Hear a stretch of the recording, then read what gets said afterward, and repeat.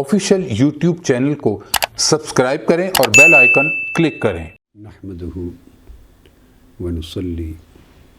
ونسلم علی سیدنا و مولانا محمد رسولہ النبی الامین المکین الحنین الکریم الرؤوف الرحیم، اما بعد فاعوذ باللہ من الشیطان الرجیم، بسم اللہ الرحمن الرحیم۔ کما ارسلنا فیکم رسولا منکم یتلو علیکم آیاتنا ویزکیکم ویعلمکم الکتاب والحکمہ ویعلمکم ما لم تکونوا تعلمون فاذکرونی اذکرکم واشکروا لی ولا تکفرون، صدق اللہ مولانا العظیم۔ معزز حاضرین اور سامعین و ناظرین، الحمدللہ تعالی ہم اللہ جل مجدہ کی توفیق سے مقام رسالت اور حجیت حدیث و سنت کے موضوع پر ایک سلسلہ وار گفتگو کرتے چلے آ رہے ہیں، اور اس باب میں پچھلی 3 یا 4 نشستیں ہم نے بطور خاص اسی موضوع کے پہلے حصے پر، یعنی مقام رسالت پر مرکوز کی، اور مقام رسالت کا ایک خاص گوشہ پچھلی 3-4 نشستوں میں ہمارا موضوع رہا، اور وہ گوشہ حضور نبی اکرم صلی اللہ تعالیٰ علیہ وآلہ وسلم کے نسب مبارکہ کی طہارت تھا، یعنی طہارت نسب محمدی صلی اللہ علیہ وآلہ وسلم، جو حضور علیہ الصلاۃ والسلام کے والدین ماجدین سے لے کر آدم علیہ السلام تک، یا یوں کہیے کہ آدم علیہ السلام اور حضرت شیس علیہ السلام سے لے کر ابراہیم علیہ السلام تک، اور سیدنا ابراہیم علیہ السلام اور سیدنا اسماعیل علیہ السلام سے لے کر حضرت عبداللہ اور حضرت آمنہ تک، یہ پورا جو سلسلہ ہے حضور علیہ السلام کے آباء و امہات کا، پورا نسب محمدی صلی اللہ علیہ وآلہ وسلم ہے، اس کے طیب و طاہر ہونے کا، اور آپ کے جمیع آباء و امہات کے مومن ہونے کا، مسلمان ہونے کا، اہل توحید ہونے کا، اور اس پورے سلسلے کا عنوان امت مسلمہ ہے۔ اس موضوع پر ہم نے سورہ بقرہ کی آیت نمبر 127، 128 اور 129، ان 3 آیات کے حوالے سے، پھر قرآن مجید کے مختلف مقامات سے 14-15 آیات کو اس موضوع کی تائید میں، استشہاد میں، ایویڈنس کے طور پہ پیش کیا، اور اس پر سیر حاصل گفتگو کی کہ مقام رسالت اللہ رب العزت کی نگاہ میں یہ ہے کہ حضور علیہ الصلاۃ والسلام کی عظمت و عصمت کے تحفظ کے لیے اللہ تعالیٰ نے آپ کے پورے نسب کی حفاظت فرمائی، کفر سے، شرک سے، دلالت سے، نجاست سے، اور ہزارہا سال تک ان نفوس قدسیہ کو جنہیں آقا علیہ السلام کے نسب مطہرہ میں ہونے کا شرف حاصل ہوا، اور آپ کے نسب میں آباء و امہات ہونے کی نعمت انہیں ملی، تو آقا علیہ الصلاۃ والسلام کی عظمت نبوت و رسالت اور آپ کی عظمت عصمت کی خاطر اللہ تعالیٰ نے ہزارہ سال تک ان کی پشتوں اور ان کے رحموں کو بھی کفر سے محفوظ و مامون رکھا، اور ایمان اور اسلام کے نور سے معمور رکھا۔ اور اس آیت کریمہ میں چونکہ ذکر آیا تھا وَيُعَلِّمُهُمُ الْكِتَابَ وَالْحِكْمَةَ، کہ وہ رسول صلی اللہ علیہ وآلہ وسلم جو سیدنا ابراہیم علیہ السلام نے اور اسماعیل علیہ السلام نے دعا کی تھی کہ جب وہ امت مسلمہ میں سے، جو ہماری ذریت کے ایک حصے میں ہمیشہ تو برقرار رکھے گا، امت مسلمہ، ان میں سے جب وہ رسول مبعوث ہو جائیں گے، رسول آخر الزماں صلی اللہ علیہ وآلہ وسلم، تو وہ پھر اپنی امت کو ان پر اللہ رب العزت کی کتاب کی آیتیں تلاوت فرمائیں گے اور کتاب کی تعلیم دیں گے اور حکمت کی تعلیم دیں گے، اور حکمت کی تعلیم کے ساتھ پھر وہ ان کے نفوس کا تزکیہ کریں گے۔ تو یہ 4 فرائض رسالت محمدی صلی اللہ علیہ وآلہ وسلم مذکور ہوئے، جن میں تلاوت و تعلیم قرآن الگ ہے اور تعلیم حکمت الگ ہے،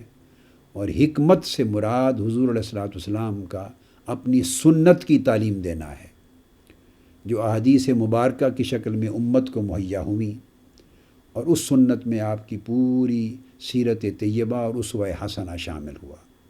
اور جس کی حفاظت قرآن مجید ہی کی طرح اللہ تعالیٰ نے اسوہ حسنہ کی شکل میں قیامت تک امت محمدی کے لیے فرمائی، یہ کہہ کر لقد کان لکم فی رسول اللہ اسوۃ حسنہ، کہ قیامت تک امت محمدی کے ہر طبقے کو اللہ رب العزت نے یہ پیغام دیا، اور ہر زمانے اور ہر دور کے لیے یہ پیغام دیا کہ اے لوگو، تمہارے لیے رسول اللہ صلی اللہ علیہ وآلہ وسلم کی ذات گرامی میں شاندار نمونہ حیات ہے، اسوہ حسنہ ہے، سو اس پر عمل کرو، اور قیامت تک اس حکم کا عملاً برقرار رہنا اور اس حکم کا قیامت تک کے ہر دور سے متعلق رہنا تبھی بنتا ہے کہ اس اسوہ حسنہ کی بھی حفاظت اللہ تعالیٰ نے بصورت حدیث اور بصورت تدوین حدیث اور بصورت تدوین سنت اسی طرح کی ہو جیسے اللہ تبارک و تعالیٰ نے قرآن مجید کی حفاظت کی ذمہ داری لی۔ سو دونوں کی حفاظت الوہی انتظام کے تحت کی گئی، ہر چند کے اس حفاظت پر مامور انسان ہوئے، صحابہ کرام ہوئے، تابعین و تبع تابعین اور نسلیں ہوئیں امت مسلمہ کی، مگر یہ انتظام الوہی انتظام تھا۔ قرآن مجید کی حفاظت کا انا نحن نزلنا الذکر و انا لہ لحافظون کی شکل میں، اور سنت و حدیث نبوی اور سیرت و اسوہ نبوی صلی اللہ علیہ وسلم کا قیامت تک کے لیے حفاظت کا اہتمام اس شکل میں تھا کہ جب ہر دور کے لیے کہا کہ اس رسول گرامی کی ذات میں تمہارے لیے اسوہ حسنہ موجود ہے، یہ آیت ریلیونٹ بنتی ہے ہر دور میں، تو اللہ تبارک و تعالیٰ نے حدیث و سنت کو اس طرح قرآن کی طرح محفوظ کیا۔ اب یہ جو تعلیم حکمت کی بات ہوئی، یہ قرآن مجید نے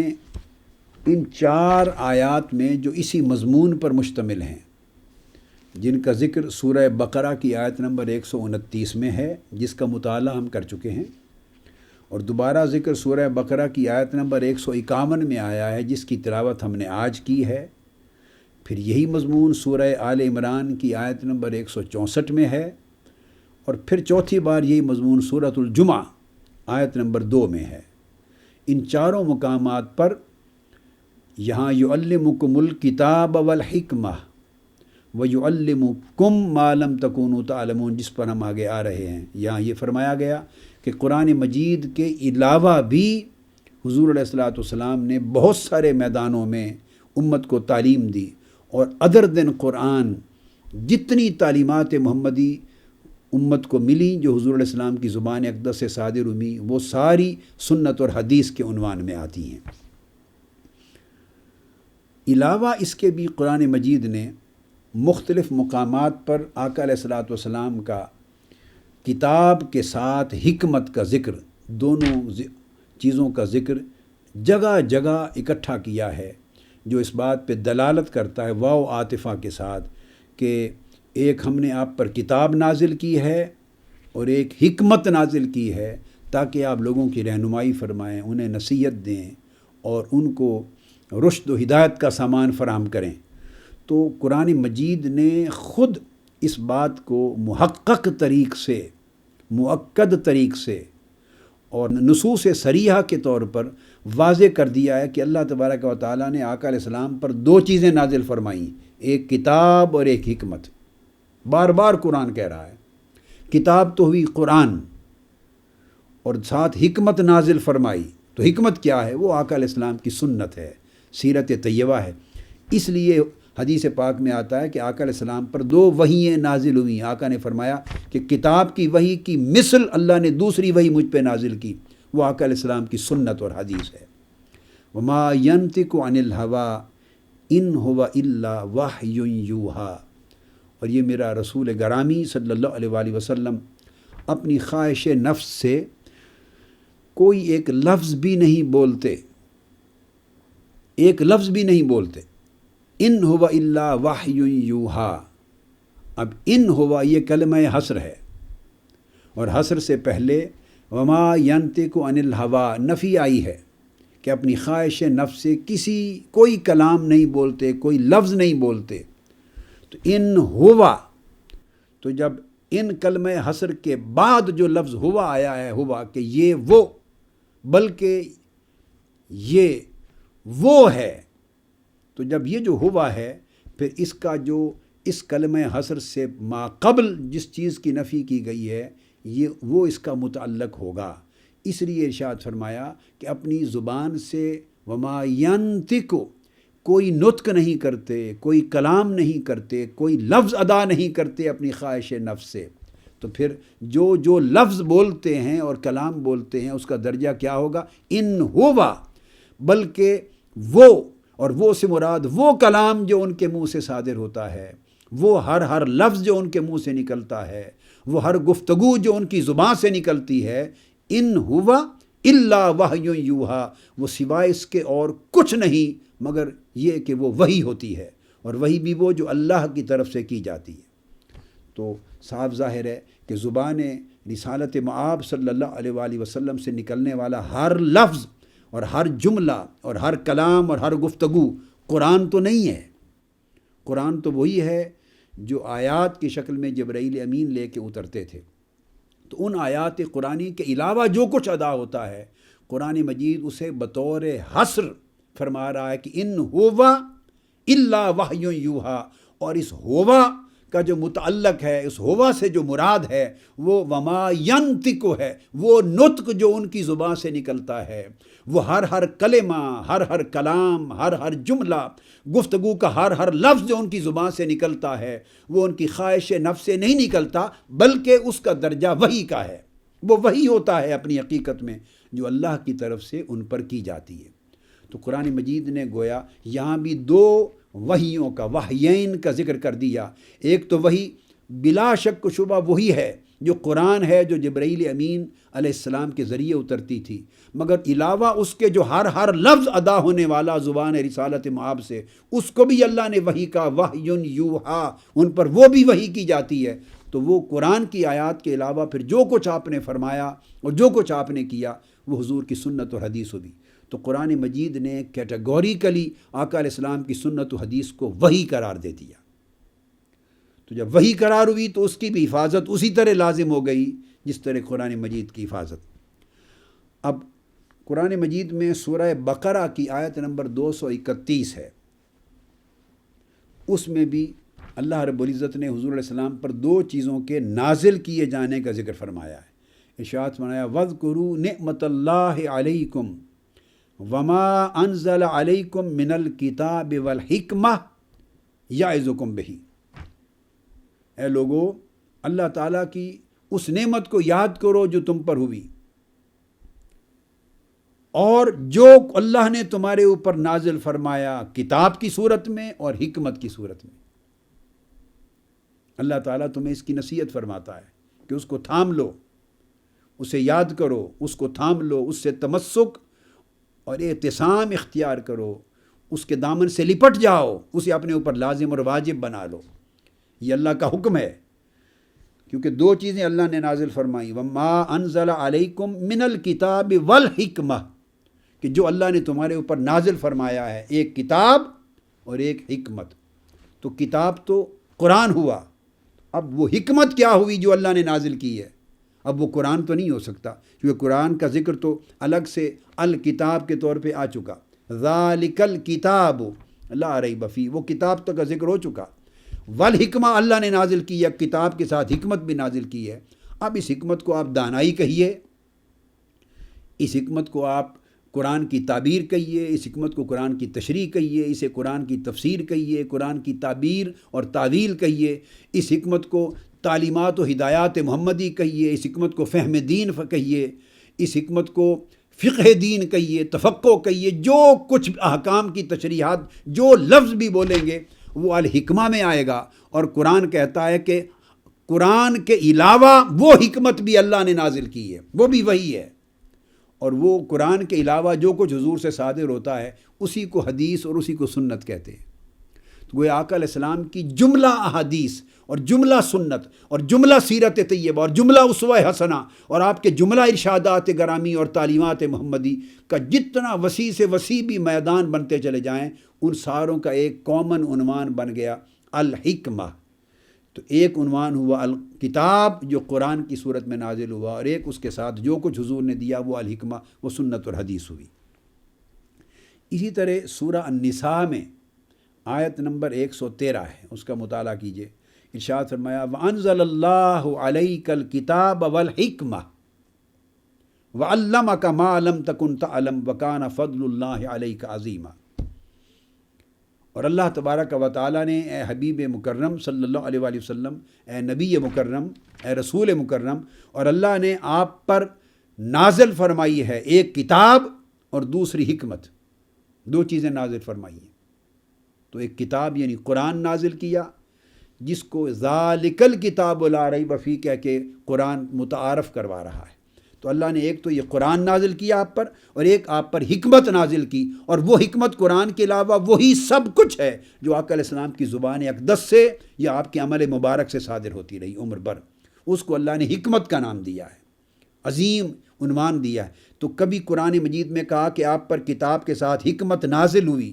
کبھی قرآن نے کہا کہ آپ امت کو کتاب اور حکمت کی تعلیم دیتے ہیں، یعلمکم الکتاب والحکمہ، کتاب کی تعلیم دیتے ہیں اور حکمت کی تعلیم دیتے ہیں، وہ حضور کی سنت کی شکل میں جو بھی تعلیمات محمدی ہیں ادر دین قرآن، جو احادیث ہیں آقا علیہ السلام کی، وہ اس کو حکمت کہا گیا۔ وَعَلَّمَكَ مَا لَمْ تَكُنْ تَعْلَمْ، پھر اللہ تعالیٰ نے اس کے علاوہ ہر اس غیبی چیز کا، مخفی چیز کا، ان اسرار کا، رموز کا وہ علم عطا کر دیا جس تک آپ کی اپنی رسائی نہ تھی، ذاتی طور پر اپنی استعداد میں آپ اس کو نہ جانتے تھے قبل اس کے۔ اللہ پاک نے وہ مخفی علوم اور معارف اور غیبی چیزیں اور احوال وہ بھی آپ کو عطا کر دیے، اور وہ اسرار و رموز بھی عطا کر دیے، اور وہ علوم بھی عطا کر دیے جو کسی عقل پر منکشف نہ تھے اور آپ پر بھی منکشف نہ ہوتے اگر اللہ تعالیٰ آپ کو اس مقام پر فائز کر کے عطا نہ کرتا۔ تو وہ علوم منکشف ہو گئے جو قیامت تک امت اس سے استفادہ کرتی رہے گی اگر اسے توفیق ہو۔ وَكَانَ فَضْلُ اللَّهِ عَلَيْكَ عَظِيمًا، تو یہاں پر حضور علیہ الصلوۃ والسلام کو عطا کیا جانے والا علم، اس کو اللہ نے اپنا فضل عظیم کہا ہے کہ وہ اللہ کا فضل عظیم ہے آپ پر۔ تو جس علم کو اللہ فضل عظیم کہے، آپ اندازہ کریں اس میں کسی کمی یا کسی نقص کا کوئی گمان ہو سکتا ہے، یا کسی زمانے میں جا کے اس کا فیض رک جائے اور وہ صرف ایک دور تک رہے تو وہ فضل تو ہوگا، فضل عظیم کیسے بن گیا؟ اس سے پھر امت محروم ہو گئی۔ تو اس لیے قرآن مجید کے یہ کلمات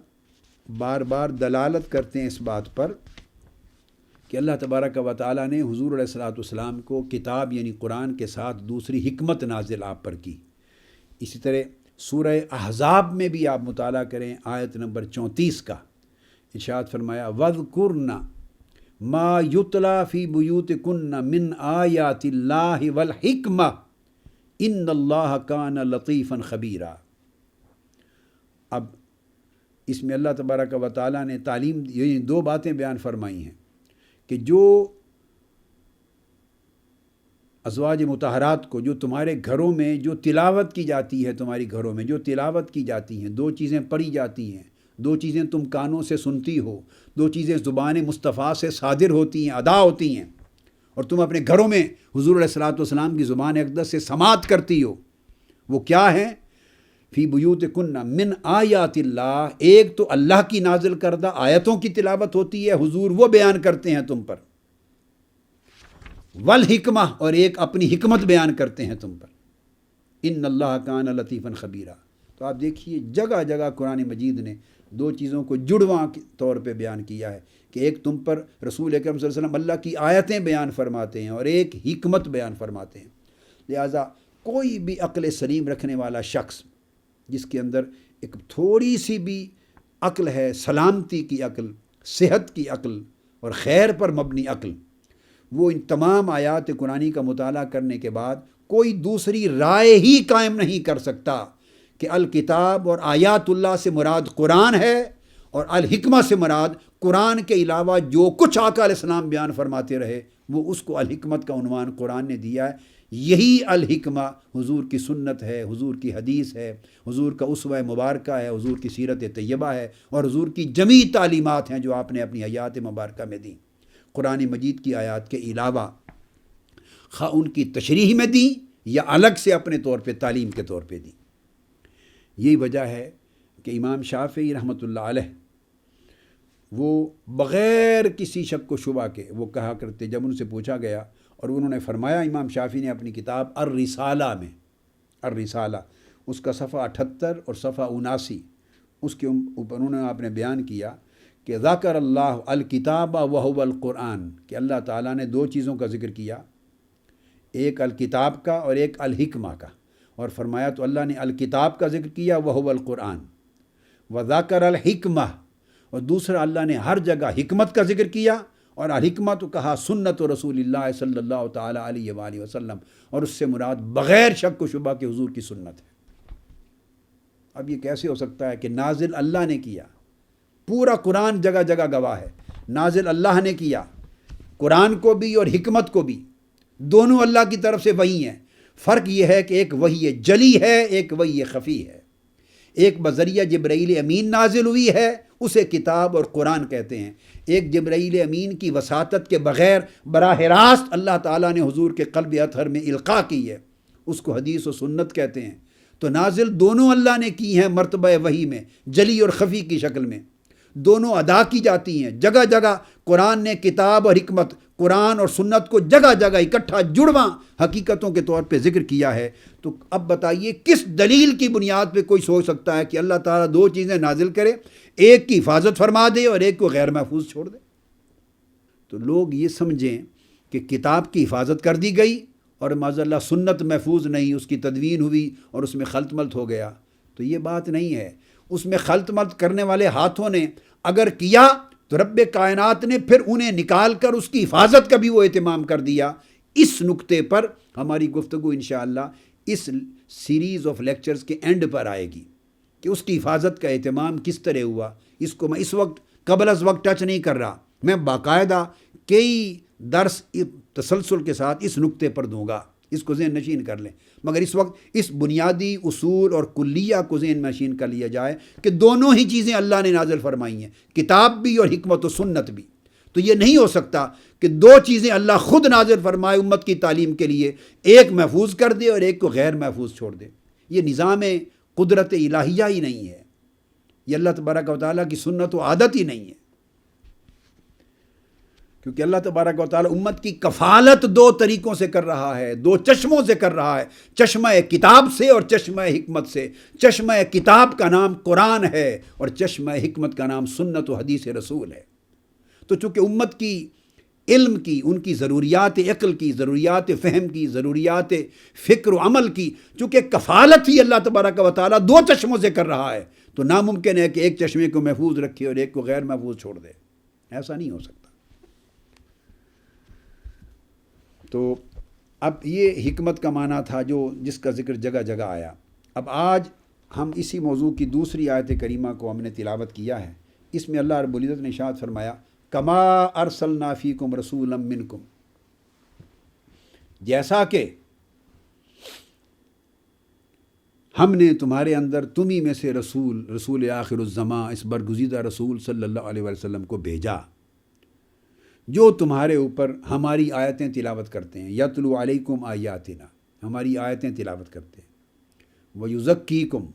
پھر تمہارے نفوس اور قلوب کا، قلب و باطن کا اور تمہارے نفوس کا تزکیہ کرتے ہیں، تمہارے من کو میل کچیل سے پاک و صاف کرتے ہیں، اپنے فیض نظر سے، فیض صحبت سے، فیض تربیت سے، فیض تعلیم سے پاک صاف کرتے ہیں۔ وَيُعَلِّمُكُمُ الْكِتَابَ، اور پھر ہماری نازل کردہ کتاب یعنی قرآن کی تعلیم دیتے ہیں، والحکمہ، اور ہماری نازل کردہ حکمت جو ان کی سنت، سیرت اور اسوہ ہے، اس کی تعلیم تمہارے سامنے دیتے ہیں۔ وَيُعَلِّمُكُم مَّا لَمْ تَكُونُوا تَعْلَمُونَ، اور اس کے علاوہ بھی علم کے، فکر کے، فلسفہ کے، عقیدے کے، فقہ کے، دانائی کے وہ ہزارہا اسرار، رموز تمہیں دیتے ہیں، عطا کرتے ہیں، ان کی تمہیں تعلیم دیتے ہیں، تمہیں ایجوکیٹ کرتے ہیں، جو تم کبھی بھی اپنے ذاتی ذرائع علم سے نہ جان سکتے تھے اور نہیں جانتے تھے۔ تو گویا یہاں 3 چیزوں کی تعلیم آ گئی، ایک یعلمکم الکتاب، ایک تو قرآن کی تعلیم دیتے، دوسری والحکمہ، پھر اپنی سنت مبارکہ کی تعلیم دیتے ہیں۔ یہ 2 تعلیمات تصریحاً قرآن نے بیان کر دی۔ وَيُعَلِّمُكُم مَّا لَمْ تَكُونُوا تَعْلَمُونَ، اور پھر اس کے علاوہ کچھ اسرار و رموز بھی دیتے ہیں جو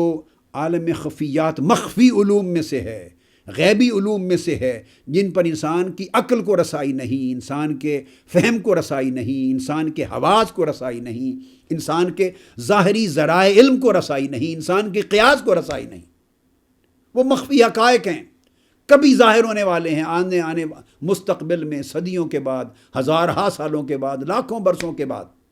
یا مستقبل میں ظاہر ہونے والے ہیں، یا لوگوں کے دلوں کے اندر احوال ہیں، کیفیات ہیں، ان سے آگاہی جو تمہیں کبھی معلوم نہیں ہو سکتی، تو ان سے آگاہ کرتے ہیں۔ تو وہ علوم بھی دیتے ہیں۔ اس سے مراد وہ اسرار ہیں، وہ رموز ہیں جو علم لدنی کی شکل میں، جس کے وارث اولیاء اللہ بنے، عرفاء بنے، صوفیاء اور سالکین بنے، اس یعلمکم ما لم تکونوا تعلمون کے وارث۔ یہ اس کا اشارہ اس قسم کے علم کی طرف ہے جس کا ذکر سورہ کہف میں حضرت خضر علیہ السلام کے حوالے سے آیا ہے۔ جب سیدنا موسیٰ علیہ السلام سیدنا خضر علیہ السلام سے ملنے گئے، یہ لفظ دونوں اعرابوں سے ہے، خضر بھی ہے اور خضر بھی ہے، خضر بھی اور خضر بھی۔ تو سیدنا خضر علیہ السلام سے ملے تو قرآن مجید سیدنا خضر علیہ السلام کا ذکر یوں کرتا ہے، فَوَجَدَا عَبْدًا مِّنْ عِبَادِنَا آتَيْنَاهُ رَحْمَةً مِّنْ عِنْدِنَا وَعَلَّمْنَاهُ مِن لَّدُنَّا عِلْمًا، کہ حضرت موسیٰ اور یوشع بن نون نے پھر ہمارے بندوں میں سے اس بندہ خاص کو پا لیا جس کو ہم نے اپنی خاص رحمت کے خزانے میں سے نوازا تھا اور اپنی بارگاہ کے خاص علم کے خزانے سے نوازا تھا۔ عام علم نہیں کہا، رحمتم من عندنا وعلمناہ من لدنا علما۔ یہ کلمہ ہر جگہ علم کے باب میں نہیں بیان ہوتا، صرف بیان ہوتا ہے علمکم ویعلمکم۔ الرحمن علم القرآن خلق الانسان علمہ البیان، صرف مصدر تعلیم کا جو مصدر ہے باب تفعیل سے، اس کے صیغے میں بیان ہوتا ہے علم دیا، علمک ما لم تکن تعلم ویعلمکم ما لم تکونوا تعلمون۔ جگہ جگہ تعلیم دینے کا فقط اس طرح ذکر آتا ہے،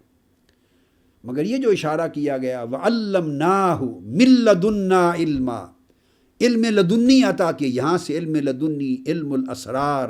علم الرموز، علم المعارف، علم الغوامض، مخفی علوم، مخفی معارف جو اللہ رب العزت اپنے محبوب اولیاء مقربین کے دلوں پر مالہ اعلیٰ سے وارد کرتا ہے اور القاء کرتا ہے۔ یہ القائی علم ہے، یہ الہامی علوم ہوتے ہیں جو انسان کو ظاہری ذرائع سے نہیں ملتے۔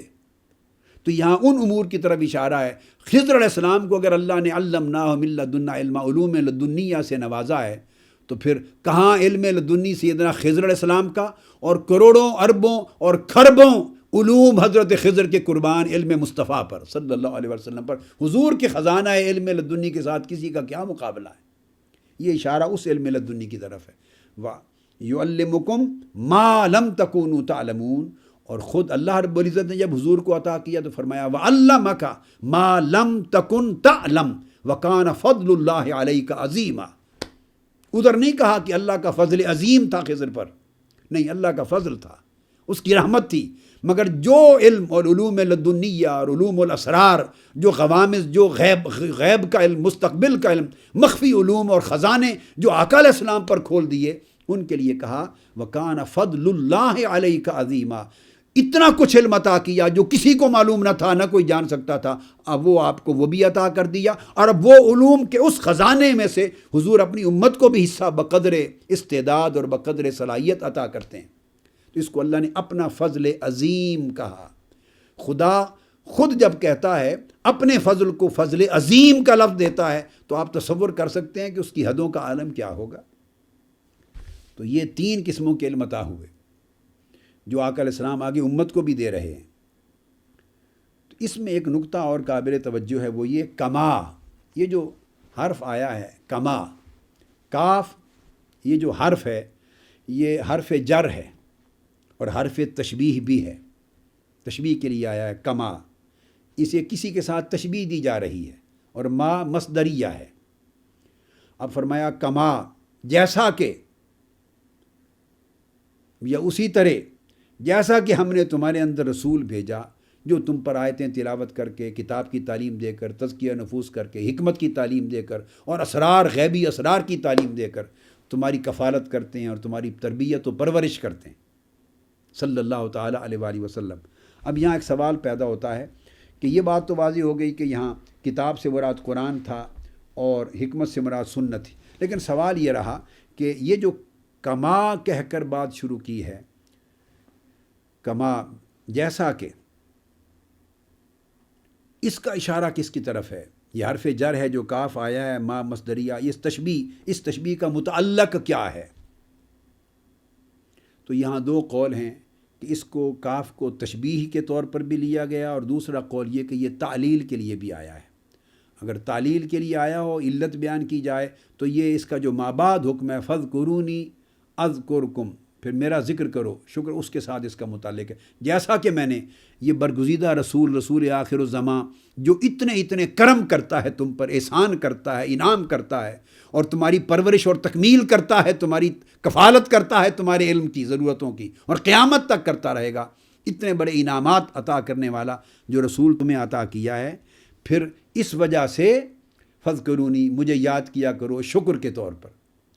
شکر بجا لاؤ، یوں کہ میرا ذکر کرو اور کثرت سے شکر ادا کرو۔ اور اللہ رب العزت کا کثرت سے ذکر کرنا، کثرت سے شکر کرنا، کس وجہ سے؟ کہ اللہ نے اتنا بڑا عظیم رسول بھیج کر وہ انعام کر دیا ہے جس کا تم تصور نہیں کر سکتے۔ تو اس کا متعلق مابعد ہے اگر تعلیل کے طور پہ لیا جائے، مگر زیادہ قوی اور زیادہ اثبت جو قول ہے اور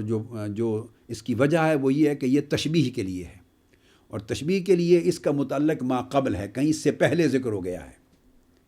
پہلے بیان کی ہوئی کسی چیز کی تشبیہ دی جا رہی ہے۔ اور اسی طرح یا جیسا کہ، جب بات یہاں سے شروع کی جائے کہ اسی طرح یا جیسا کہ کہا جائے تو اس کا مطلب ہے جیسا کہ کہنے کا مطلب ہے اس سے پہلے کسی ایک چیز کا ذکر ہو چکا ہے جس کی تکمیل اس بیان کے ذریعے کی جا رہی ہے، جس کا اتمام اس بیان کے ذریعے کیا جا رہا ہے، جس میں کوئی چیز تشنا تھی اس کو مکمل اس تشبیہ کے ذریعے کیا جا رہا ہے۔ تو اس سے ما قبل کی طرف اشارہ ہے متعلق، اور اس پر 2 قول اثبت ہیں، ویسے زیادہ قول بھی دیے گئے ہیں، مگر ایک اعلیٰ قول تو اس میں سب سے بڑا یہ ہے کہ یہ جو اشارہ دیا کما ارسلنا فیکم، جیسا کہ تمہارے اندر ہم نے رسول برگزیدہ مقبول فرما دیا، تو اس کا متعلق دعوت ابراہیم ہے، سیدنا ابراہیم علیہ السلام کی وہ دعا ہے، وہ اس کا متعلق اس کی طرف اشارہ کیا جا رہا ہے کہ جب انہوں نے کعبہ کی تعمیر کے وقت کھڑے ہو کے دعا کی تھی، اور 2 دعائیں دونوں اس کا متعلق ہیں۔ ایک عرض کیا تھا وَمِن ذُرِّيَّتِنَا أُمَّةً مُسْلِمَةً لَكَ، باری تعالیٰ ہمارے یعنی میرے اور اسماعیل کی ذریت میں سے ایک گروہ امت مسلمہ بنانا، جس پر ہم پچھلی نشستوں میں بڑی تفصیل سے بات کر چکے، بہت مفصل 3 نشستوں میں کر چکا ہوں اس پر، کہ میرے بیٹے اسماعیل کی نسل میں سے ایک گروہ، ہمیشہ ایک نسل، ایک لڑی، ایک نسب، ایک خاندان، ایک طبقہ ایسے پاکیزہ پشتوں اور رحموں پر مشتمل، آباء و امہات پر مشتمل، ایسے مردوں اور عورتوں پر مشتمل جاری رکھنا، امتً مسلمۃ لک، جو ہمیشہ اہل توحید ہوں اور اسلام پر ایمان پر رہیں۔ ہماری نسل میں سے، ذریت میں سے ایک طبقہ ایسا ہمیشہ جاری رکھنا، یہ عطا کر۔ کیوں؟ اس لیے کہ وَابْعَثْ فِيهِمْ رَسُولًا مِّنْهُمْ، تاکہ پھر ان امت مسلمہ میں سے، اس نسب میں سے پھر رسول آخر الزماں کا ورود ہو اور ولادت ہو۔ یہ جو دعا کی تھی تو اللہ تبارک و تعالیٰ نے اس دعا کی تکمیل اور اتمام کی طرف اشارہ کیا کہ جیسا کہ ابراہیم نے یہ دعا کی تھی، کما جیسا کہ ابراہیم نے مجھ سے دعا کی تھی کہ باری تعالیٰ میری بیٹے اسماعیل کی نسل سے، میری ذریت اور نسل اسماعیل سے ایک امت مسلمہ، ایک پاک مومنین کا نسب قائم رکھنا، ایک طبقہ قائم رکھنا جن میں رسول برگزیدہ نبی آخر زماں کا ورود، ولادت اور بعثت ہو۔ جیسا کہ ابراہیم نے یہ دعا کی تھی سو ہم نے اس دعا کو پورا کر دیا، ہم نے اس رسول کو بھیج دیا، اس نسب مبارک کو قائم رکھا، ان کی ذریت میں امت مسلمہ قائم کر دی، اور پاکیزہ اہل توحید اور اہل ایمان کا طبقہ قائم رکھا، اور مردوں اور عورتوں کی ایک پوری نسل ایمان پہ رکھی، تاکہ اس سے نور مصطفیٰ اپنا سفر طے کرتا کرتا حضرت عبداللہ کی پوچھ سے حضرت آمنہ کی گود میں منتقل ہو اور ان کی ولادت ہو۔ جیسا کہ ابراہیم نے دعا کی تھی، ہم نے اس کی تکمیل کر دی۔ تو دعا ابراہیم کی تکمیل اور اس نعمت کے اتمام کی طرف اشارہ ہے۔ اور دوسرا اشارہ اس کے قریب کی طرف بھی ہے، جیسے قرآن مجید کی اس سے پہلے کی آیت میں ارشاد فرمایا، اور وہ کعبہ مقرر کیا، فول وجہ کا شطر المسجد الحرام، اس محبوب کے چہرے کے پھرنے سے ہم نے کعبۃ اللہ کو تمہارا قبلہ اسلام بنا دیا ہے۔ اب فول وجہ کا شطر المسجد الحرام، میرے حبیب آپ اپنے چہرہ اقدس کو بھی مسجد حرام کی طرف پھیر لیجئے۔ اور اب فرمایا مومنو، جہاں جہاں تم ہو تم بھی اس مسجد حرام کی طرف چہرہ کر لو، تاکہ لوگوں کے لیے یہ حجت بن جائے۔ اب وہاں فرمایا فلا تخشوہم واخشونی، اب ان سے نہ ڈرنا، اعتراض کرنے والوں کو، طعن و تشنیع کرنے والوں سے نہ ڈرنا، مجھ سے ڈرو، وَلِأُتِمَّ نِعْمَتِي عَلَيْكُمْ، تاکہ اب یہ فرما دیا قبلہ میں نے مقرر کر دیا ہے، قبلہ مقرر کر دیا ہے، وَلَعَلَّكُمْ تَهْتَدُونَ، تاکہ تم ہدایت پا جاؤ۔ تو یہ جو وعدہ فرمایا تاکہ تمہارے اوپر اپنی نعمت تمام کروں، نعمت تمام ہونے کا جو ذکر پیچھے آیا، لِأُتِمَّ نِعْمَتِي، اس کو بعض ائمہ نحو نے اور ائمہ بلاغت نے اور ائمہ تفسیر نے اس کو بھی اس کا متعلق قرار دیا کہ فرمایا کما ارسلناکم، جس طرح قبلہ مقرر کیا تھا تمہارے لیے کہ تم اس سے ہدایت پاؤ اور اپنی سمت مقرر کر لو اپنی عبادتوں کے لیے، اب اسی نعمت کی تکمیل کر دی، کما جیسے تکمیل کر دی، رسول جو بھی تمہارے اندر بھیجا، اور یہ رسول جو تمہارے اندر آئے وہ قبلہ ظاہر تھا، یہ رسول کا آنا تمہارے لیے قبلہ باطن ہو گیا، وہ تمہارے چہروں کے لیے قبلہ تھا، یہ تمہاری روحوں کا قبلہ ہو گیا، وہ تمہاری عبادتوں میں سمت کا قبلہ تھا، یہ تمہاری محبتوں کی سمت کا قبلہ ہو گیا۔ عبادت کرو تو چہرہ اس کی طرف کر لو کہ وہ قبلہ اسلام ہے، مگر جب محبت کرو تو دلوں کی محبت کے چہرے مصطفیٰ کی طرف کر لو کہ یہ قبلہ محبت اہل اسلام ہے۔ لہٰذا اس نعمت کے تمام کرنے کی طرف اشارہ کیا گیا ہے، کاف تشبیہ کی شکل میں۔ اور امام مکی نے مشکل و اعراب القرآن جلد اول صفحہ 75 پر بھی اسی چیز کو ترجیح دی ہے۔ یہ تو بہر صورت ایک فنی ایک بات تھی جو ضمناً میں نے کر دی۔ تو اللہ تبارک و تعالیٰ نے یہاں پر یہ ارشاد فرمایا کہ حضور علیہ الصلاۃ والسلام کی ذمہ داریوں میں پھر وہ ذمہ داری آ گئی کہ تمہیں کتاب کی بھی تعلیم دیتے ہیں اور تمہیں حکمت کی بھی تعلیم دیتے ہیں، اور کتاب و حکمت سے بڑھ کر جو علوم تمہیں باقی معلوم نہیں ان کی بھی تمہیں تعلیم دیتے ہیں۔ اس کے بعد اب آگے قرآن مجید نے پھر ارشاد فرمایا ہے، اس سے اگلی آیت کو لیتے ہیں اسی سبجیکٹ پر، یہ سورہ آل عمران ہے، اسی موضوع کو آگے بڑھا رہے ہیں، اور اسی مضمون کی تیسری آیت آ رہی ہے، آل عمران کی آیت نمبر 164 ہے۔ اللہ رب العزت حضور علیہ الصلاۃ والسلام کا ذکر، آپ کی سیرت طیبہ کا، آپ کے اسوہ حسنہ کا، آپ کے اخلاق حسنہ کا ذکر فرما رہے ہیں۔ فَبِمَا رَحْمَةٍ مِّنَ اللَّهِ لِنْتَ لَهُمْ وَلَوْ كُنْتَ فَظًّا غَلِيظَ الْقَلْبِ لَانفَضُّوا مِنْ حَوْلِكَ فَاعْفُ عَنْهُمْ وَاسْتَغْفِرْ لَهُمْ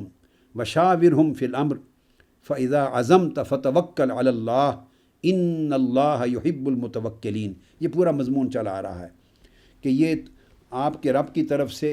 آپ کے رب کی یہ رحمت ہے اے میرے حبیب مکرم کہ آپ سراسر نرمی اور شفقت کا پیکر ہیں، یہ آپ کی رحمت کا آئینہ داری ہے، اللہ کے رب کی رحمت کی عکاسی ہے آپ کے وجود میں، آپ کی سیرت میں، آپ کے اخلاق میں، آپ کی طبیعت میں، کہ آپ سراسر نرمی، شفقت، رفق اور رافت کا پیکر ہیں۔ اور اگر آپ سخت مزاج ہوتے اور سخت گو ہوتے، سخت کلام کرنے والے ہوتے، آپ کا دل سخت ہوتا، تو پھر یہ جو جرمٹ پروانوں اور عاشقوں کا آپ کے ارد گرد بڑھتا جا رہا ہے، یہ جھرمٹ نہ بنتا، یہ لوگ چھٹ جاتے، دور بھاگ جاتے خوف زدہ اور وحشت زدہ ہو کر۔ تو آقا علیہ السلام کی عظمت رسالت کا ایک گوشہ یہ دیا ہے کہ آپ سراپا رحمت ہیں، شفقت ہیں، نرمی ہیں، محبت ہیں، رافت ہیں، عنایت ہیں، کرم ہیں، لطف ہیں، انعام ہیں، احسان ہیں، سراپا۔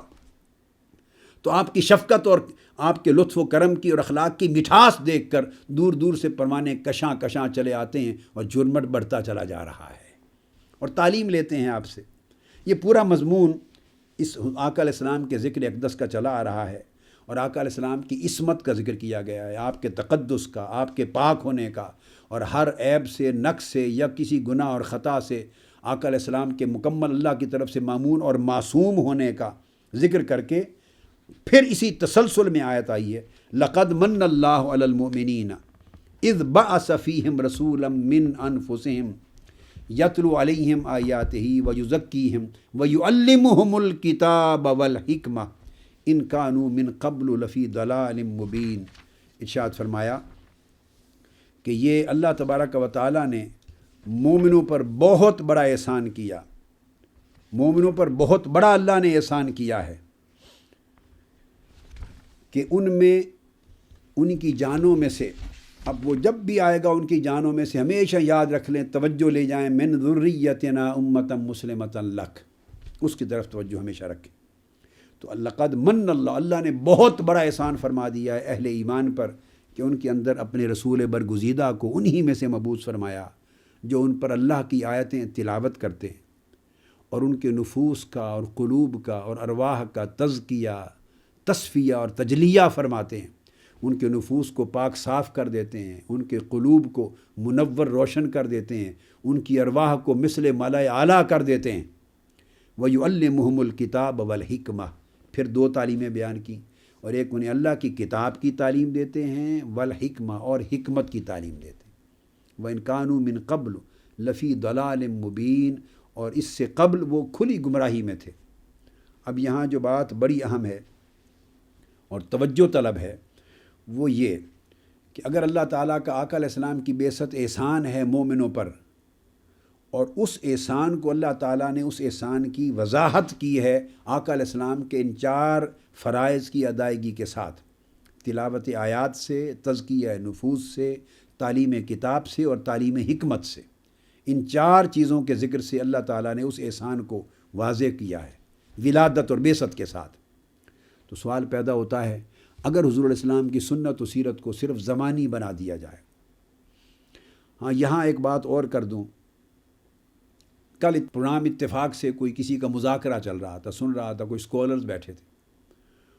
اور وہ اس بات پہ زور دے رہے تھے کہ حضور علیہ السلام کی جو سنت اور حدیث کو یہ بات ثابت کرنے کے لیے کہ وہ اس دور کے احوال اور حالات کی حد تک محدود تھی، وہ دائمی نہیں ہے۔ میں یہاں اس بات کو کلیریفائی کر دوں کہ اصلاً آقا علیہ السلام کی سنت قرآن ہی کی طرح دائمی ہے۔ جب قرآن نے، میں نے وہ تمام آیات آپ کے سامنے رکھ دی کہ اللہ نے نازل کیا ہے،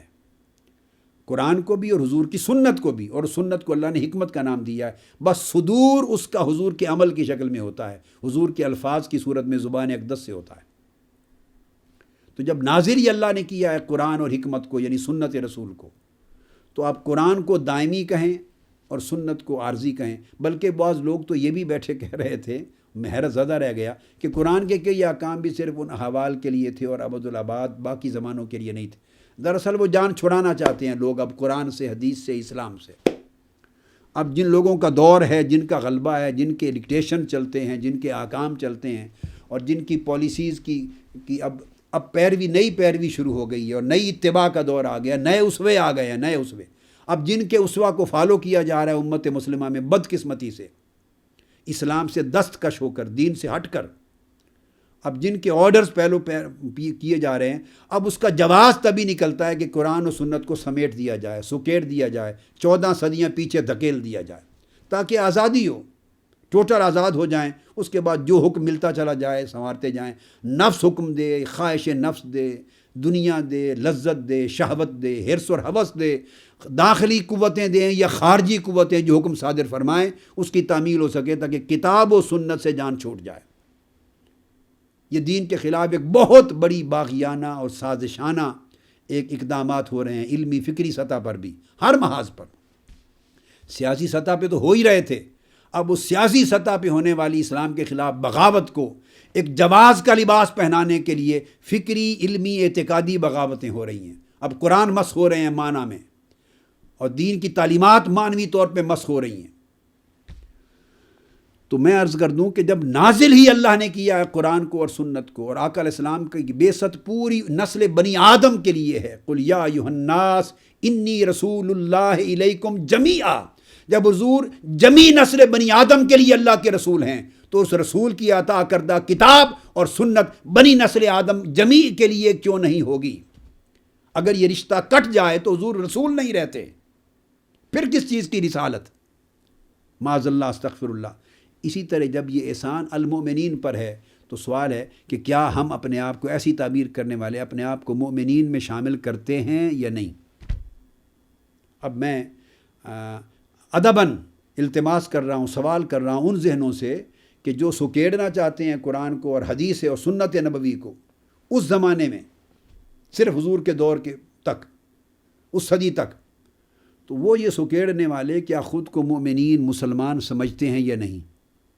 جواب یقیناً یس میں ہے، پازیٹیو ہے، سمجھتے ہیں۔ تو جب مومنین سمجھتے ہیں تو اس آیت میں آ گئے کہ نہیں، لقد من اللہ علی المؤمنین، اللہ نے مومنوں پر بہت بڑا احسان کیا ہے کہ ان میں یہ رسول بھیجے، تو پھر اس کے مصداق ٹھہرے۔ اگر وہ مومن ہیں تو پھر رسول کی ان میں آمد ہوئی، رسول کی آمد ان پر احسان ہوا، تو احسان کس شے کا؟ اس احسان کے ضمن میں 4 چیزیں بیان کی کہ رسول کے ذریعے انہیں کتاب کی تعلیم، کتاب کی تلاوت آیات ان تک پہنچ رہی ہیں، رسول کے ذریعے ان کے نفوس اور قلوب کا تزکیہ ہوتا جا رہا ہے، رسول کے ذریعے انہیں کتاب کی تعلیم مل رہی ہے،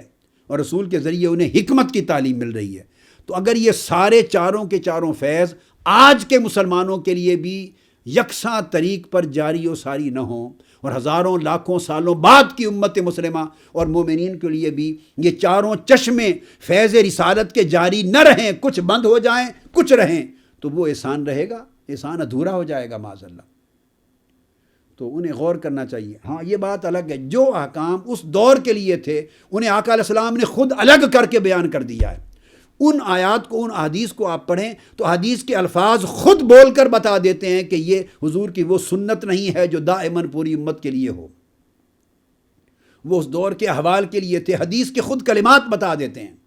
میں انشاءاللہ آگے چل کر جب اس موضوع پر آؤں گا کچھ مثالیں کوٹ کروں گا۔ وہاں آقا علیہ السلام بطور حکم بیان ہی نہیں کرتے، ایک رائے دیتے ہیں، عرب کے عادات کے حوالے سے بات کرتے ہیں، رسم کے حوالے سے بات کرتے ہیں، اس رسم کو برقرار رکھ لیتے ہیں۔ وہاں وہ کلمات سنت اور کلمات حدیث خود بولتے ہیں اثرات کے ساتھ کہ یہ چیز اس ریفرنس سے ہے، اس ضمن میں ہے۔ جہاں مطلقاً حکم صادر فرماتے ہیں، مطلقاً ارشاد فرماتے ہیں حضور کی حدیث اور سنت میں یا قرآن میں، اس میں امت کو حق نہیں ہے کہ وہ اس کو اس صدی میں سکیڑ کے بند کر دے اور اپنے آپ کو آزاد کر دے۔ پھر آزاد کرنا ہے تو پوری امت سے ہی آزاد ہو جائیں، پھر ایمان اور اسلام کے ٹائٹل سے ہی آزاد ہو جائیں، آقا علیہ السلام کی نبوت اور رسالت کی تابعیت سے ہی آزاد ہو جائیں پھر۔ تو یہ اس کو قرآن مجید نے دائمی کہا اور فرمایا ان کانوا من قبل لفی ضلال مبین، جب تک یہ چشمے میرے محبوب کی آمد کے ساتھ نہیں کھلے تھے تو لوگ گمراہی میں تھے۔ تو اس کا مطلب یہ ہوگا کہ جب ان چشموں کا فیض نہیں ملنا شروع ہوا تھا تو گمراہی میں تھے۔ تو اب اس کا معنی یہ بنے گا کہ جب تم اب بھی ان چشموں کے فیض سے اپنے آپ کو محروم کر لو گے اور ان چشموں کو خود بند کر دو گے، اس صدی میں بند کر کے رکھ دو گے، تو پلٹ کر لفی ضلال مبین، تم پھر گمراہی میں چلے جاؤ گے۔ ہدایت امت کے پاس اس وقت تک رہے گی جب تک نازل ہونے والی کتاب قرآن اور آپ کی عطا کی جانے والی سنت اور سیرت اور اسوہ دونوں چولی دامن کے ساتھ کے طور پر امت کے ہاتھ میں رہیں گے۔ امت کا ہاتھ قرآن اور سنت پر یکجا رہے گا، امت کو تمسک رہے گا قرآن سے بھی، سنت رسول سے بھی، حدیث سے بھی، اسوہ رسول سے بھی اور سیرت رسول سے بھی۔ امت جب دونوں بلکہ چاروں چشموں کا فیض پاتی رہے گی تو ہدایت پہ رہے گی۔ جس دن امت نے یا امت کے کسی طبقے نے یا کسی دور نے یا کسی ایک علاقے کے لوگوں نے جس دن ان چاروں چشموں میں سے کسی ایک چشمے کو اپنے لیے بند کر لیا، وہ لفی ضلال مبین کے دور میں پھر پلٹ جائیں گے، وہ پھر گمراہ ہیں۔ خالی کلمہ پڑھنا انہیں کوئی نفع اور فیض نہیں دے گا۔ آج کی گفتگو یہاں پہ ختم کرتے ہیں، انشاءاللہ تعالی اگلی نشست میں ہم اسی موضوع کو پھر آگے لے کر چلیں گے۔ وما علینا الا البلاغ۔ آفیشیل یوٹیوب چینل کو سبسکرائب کریں اور بیل آئیکن کلک کریں۔